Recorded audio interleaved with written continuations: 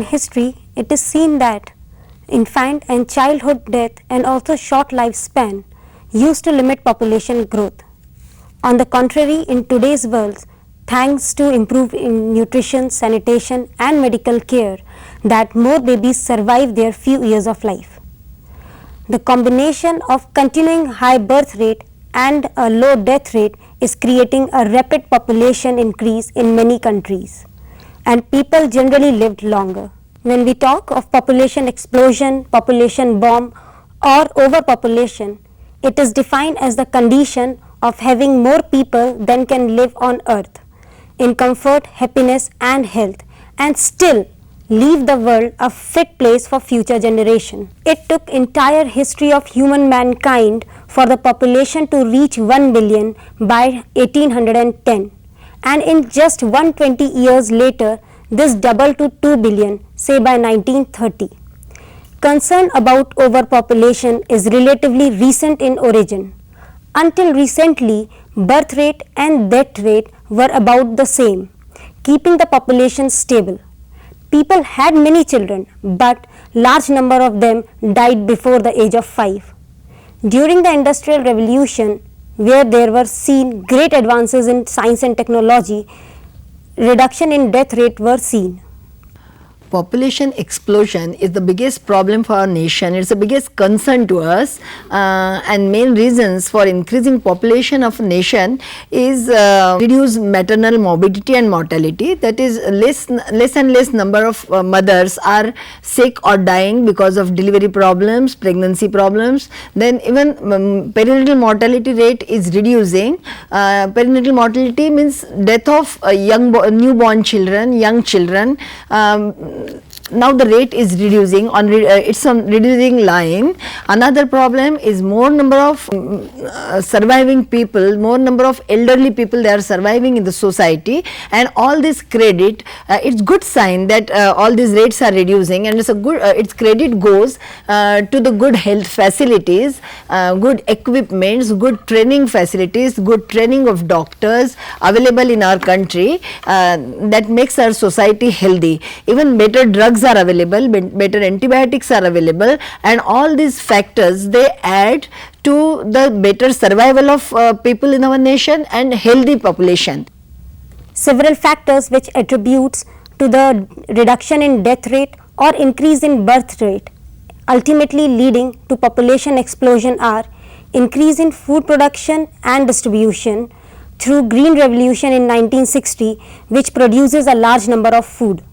Improvement in public health due to accessibility to clean drinking water, and also hygienic conditions, sanitation facilities were made available.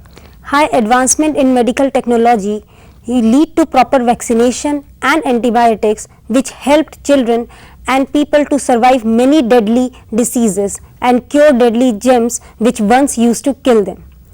Gain in education and standard of living is also an important factor leading to overpopulation, as it improves the quality of life for most of the people.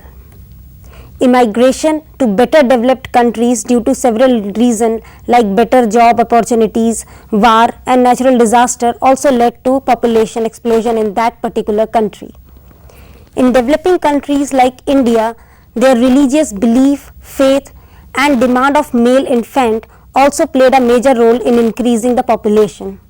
In many societies, still we come across people who just go on producing children in want of a male child. Maybe many number of girls are born for expectation of one male child, and this taboo in the family that only a male child can take their family name and can make their family really a happy family. It's a wrong notion, and I think doctors as well as social workers and people around, they should educate these families and this society, especially even the dharma gurus, what we call, they should stress on this point that female child is equally important as a male child, and they should not really bother about male or female, but just limit the number of children in family so that both, maybe male or female, they are given better education and better health care.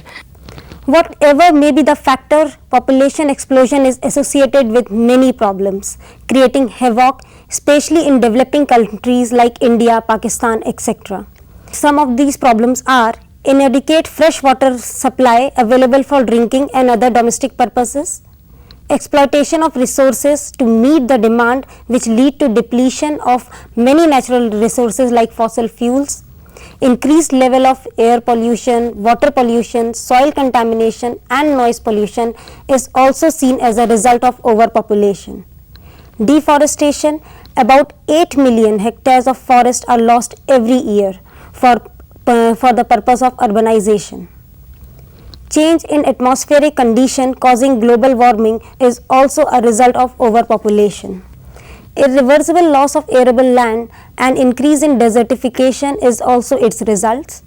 Mass species extinction due to disbalance in ecosystem and food chain etc. is also seen. Increase in people living below poverty line is seen in many developing countries. Intensive factory farming to support large population increases the threat like man-made disaster and also natural disasters. Increased chance of emergence of new epidemics and pandemics is also seen. Starvation and malnutrition is seen in many developing and underdeveloped countries. Increase in slum areas lead to unhygienic living conditions. Overpopulation has contributed towards an increase in number of social evils. Crime and corruption are also a result of overpopulation. Another major and important effect of population explosion is urbanization. In 1975, only 27% of the people in developing world used to live in urban areas, and by 2000 it had grown to 40%. In developed world, already 75% of the population is living in urban areas. It is due to migration of people to towns or cities in search of job opportunities. These cities not only spread outward in the surrounding of agricultural land or natural areas like forest, grassland or wetlands, but also grows skywards with high-rise buildings. Good urban planning is essential for rational land use, for upgrading slum areas, improving water supply and drainage systems, providing adequate sanitation, developing effective wastewater treatment plants and an effective public transport system. Mitigation measures. This population explosion has to be controlled. Therefore, there are several mitigation measures that has been applied to reduce adverse impact of overpopulation. Because we know overpopulation is an issue that threatens the state of environment in the already mentioned ways, and therefore society must make a change in order to reverse some of the environmental effect brought by the current social norms. Education is a key to make a change in attitude of the people. It can break the cycle of poverty and provide the means to raise the standard of living. It can also help in improving the status of female by giving them job opportunities. Major role played by education can be seen if we provide the awareness about the impact of overpopulation on environment, climate and energy demand. It will also bring a change in the attitude of many people. All care should be taken to remove fear from the mind of couple, from male and female as well, and give them a proper education so that they can choose a proper method of contraception and go ahead with their small family norm. Even NGOs and media can help reducing population explosion by proper counseling as a social service, then providing some contraceptive devices on subsidized rates, as well as on TVs and radios we can have small dramas or small like nukkad nataks, what we say, just to tell public that how these methods are useful, how they can make these methods can make their lives happy, and if they don't use it properly, how they are put into the problems, of population explosion, like having difficulties, economics and other difficulties in their families, as well as health problems which make the mother weaker, and even children, they are not properly taken care of, not properly immunized, and all the way they all suffer. So these different dramas, small stories, small even small writings from people, knowledgeable people that can help society in helping this family planning program. Birth regulation. Overpopulation is related to the issue of birth control. Some nations like People's Republic of China use strict measures to reduce birth rate, but religious opposition to birth control has been cited as a factor contributing to overpopulation and poverty. But there is an urgent need to strictly implement a China-like one-child policy globally by United Nations. We see the solution of this problem in family planning. Family planning means not only stopping the number of children in family, but producing child at a right time. So there should be a right gap between two children, and this makes the small family norm. Like we have heard many slogans going on, like "Hum do, hamare do," and many others. You can read it everywhere. So it is just to limit the number of children and have children at right time in the family, so that mother can take care of children better way.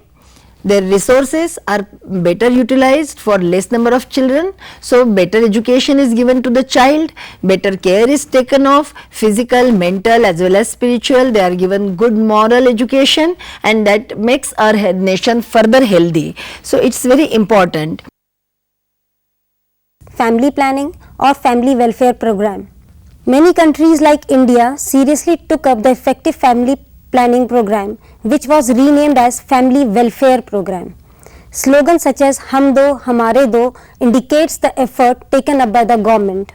The various family planning methods are tubectomy, IUD, that is intrauterine devices, and oral contraceptive pills for women, and use of condoms and vasectomy for men.